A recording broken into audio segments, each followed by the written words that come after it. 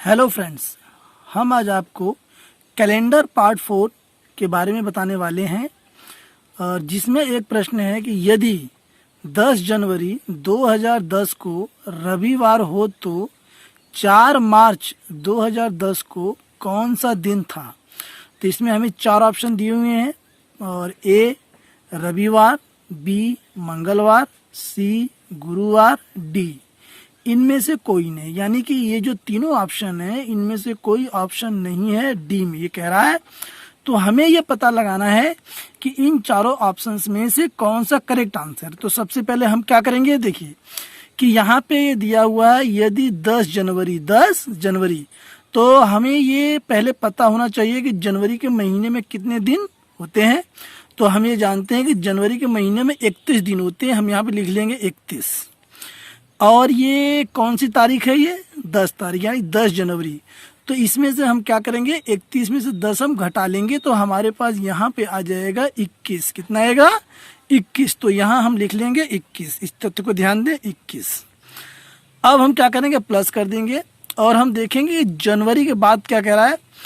हमें ये कह रहा है कि 4 मार्च को कौन सा दिन होगा। तो जनवरी के बाद जो फरवरी आता है और फरवरी में हमें पता होना चाहिए कितने दिन होते हैं। तो फरवरी में चूंकि जनरली जो है 28 दिन होते हैं, लेकिन जो लीप वर्ष होता है, लीप वर्ष में जो है 29 दिन होते हैं। कितने होते हैं, 29 दिन।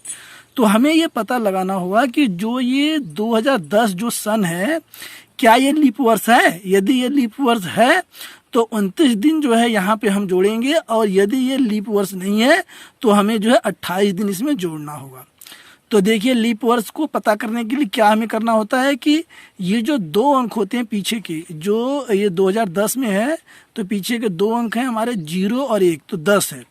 तो जो ये 10 है, अगर ये 4 से भाग हो जाता है, पूरा डिवाइड हो जाता है, कट जाता है, तब तो यह लीप वर्ष है। और यदि यह नहीं कटता है तो यह जो लीप वर्ष नहीं है। तो हम ये देखते हैं कि 4 से जब हम 10 को भाग देते हैं तो 4 दूनी 8, यानी 2 जो है शेषफल हमारे पास बचता है, पूरा नहीं कटता है। इसलिए जो है यह जो लीप वर्ष नहीं है। अतः 2010 में फरवरी में 29 दिन नहीं है, 28 दिन है। तो यहाँ पे हम 28 दिन जोड़ेंगे। अब आप समझ गए होंगे कि कैसे जो है 28 जो है जोड़ा गया है। ठीक है, अब आगे हम देखते हैं मार्च के महीने में जो है 2010 में 4 तारीख यानी 4 मार्च को ये कह रहा है 2010। तो 4 जो यहाँ पे है, 4 इसमें हम जोड़ेंगे +4। तो हमारे पास टोटल कितना आया, देखिए 8 4 12 और 1 कितना हो गया 13, 13 के 3 हाथ में लगा 1, तो 2 1 3 और 3 2 5, यानी कि यहाँ पे हो गया 53। अब हम क्या करेंगे, चूंकि एक सप्ताह में 7 दिन होते हैं तो हम 7 से इसको भाग दे देंगे, और 8वां दिन जो होता है वही हमारा पहले वाला दिन है जो वापस आ जाता है, इसलिए हम 7 से जो है भाग देंगे। तो जब 7 से हम भाग देंगे तो 7 7 49 हमारा हो जाएगा, और इसके बाद जो है 7 8 56 हो जाएगा, ज़्यादा हो जाएगा। तो 7 से कटेगा ये 7 7 49। तो कितना हमारे पास शेष बचेगा, ध्यान दीजिए, शेष हमारे पास 4 बचेगा। कितना शेष बचेगा, ये शेष हमारे पास 4 बचा। चूंकि भागफल से हमें कोई मतलब नहीं, हमें शेषफल से मतलब है। किससे मतलब है, शेषफल से। तो अब यहाँ पे देखिए कि 10 जनवरी को कौन सा दिन था, 10 जनवरी को था रविवार। कौन सा दिन था, रविवार। तो यहाँ हम लिख लेंगे पहले रविवार, देखिए, और ये हो गया रविवार। चूंकि ये कह रहा है कि 10 जनवरी के बाद पूछा है 4 मार्च को, तो हम ये बाद में इधर जो आएंगे। अगर ये 10 जनवरी के पहले पूछता तो हम ये इधर आते बाएं तरफ, और जब बाद में पूछेगा तो हम दाएं तरफ चलेंगे। इस तथ्य को जो है ध्यान रखिए जो है, ठीक है। तो अब हम क्या करेंगे, चूंकि शेष कितना हमारे पास है यहाँ पे 4, तो हम ये रविवार के बाद जो है 4 बिंदु बना लेंगे, 1 2 3 और ये 4। अब देखिए, हम रविवार के बाद क्या आता है, सोमवार, मंगलवार, बुधवार, बृहस्पतिवार, जिसको हम क्या कहते हैं, गुरुवार। तो यहाँ पे जो है आपका जो है गुरुवार होगा। क्या होगा, और ये है गुरुवार, ये क्या है, गुरुवार। अब हम ऑप्शन चेक करते हैं कौन सा ऑप्शन सही है। तो हमें देखते हैं कि सी ऑप्शन जो है, ये सी ऑप्शन जो है वो करेक्ट है, गुरुवार। तो इस प्रकार जो है इसका जो राइट आंसर है गुरुवार। और एक बात मैं खास आपसे कहना चाहता हूं कि कैलेंडर के प्रश्नों को प्रैक्टिस करने के लिए आप क्या करेंगे, कोई पुराना कैलेंडर ले लेंगे जो कि पिछले सालों का है।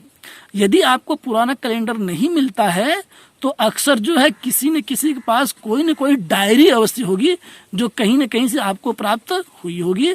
तो डायरी में जो है वो पहले 1-2 पन्नों पर जो है वो साल जो है दिया रहता है, वर्ष दिया रहता है, उसमें महीने और दिन जो है दिए रहते हैं, 12 महीने दिए रहते हैं। तो वहां से आप कोई कैलेंडर लेकर के, और ये जो मैंने यहाँ पे 10 जनवरी लिखा है, आप ये चेंज करके, साल चेंज करके जिस जो रहेगा, और जो प्रैक्टिस करेंगे तो आप ये जस्टिफाई कर पाएंगे क्या वास्तव में ये ट्रिक वेरीफाई करती है।